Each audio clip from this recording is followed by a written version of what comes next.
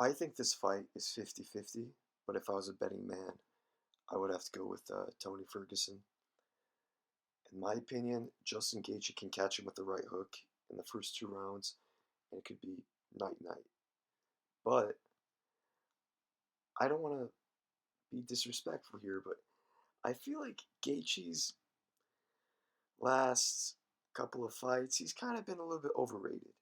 He couldn't knock out Dustin. He couldn't knock out Eddie Alvarez. He had to headbutt Michael Johnson and then knock him out. He eye poked Edson Barboza and then caught him with the right hook, a nice clean right hook. He KO'd James Vick.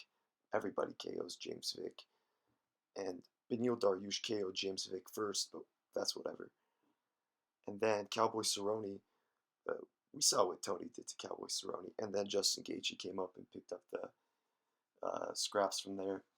But in my opinion, I think this fight is going to be batshit crazy. You know, Dana White said it best. I honestly think Tony's going to win. Third round submission. Uh, his cardio is never going to be an issue for Tony Ferguson. It is for Justin Gaethje. I think Gaethje only has 1 round actually, because Tony Ferguson is going to put pressure on him. He's going to kick him, front leg kick him to the body.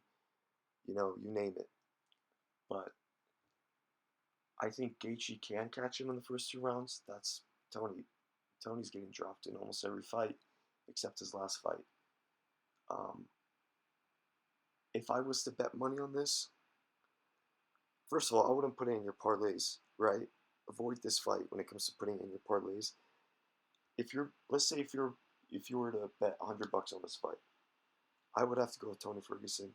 You would only make like what, $50 back if you put in 100, because he's a minus 170 on DraftKings, I believe. So, if you're gonna risk it, if you're gonna bet, this is a 50-50 fight. I think Tony has the better chance of.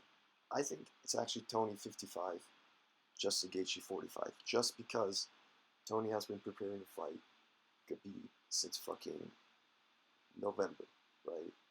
Whenever this fight was announced. So I have to give the advantage to El Kukui.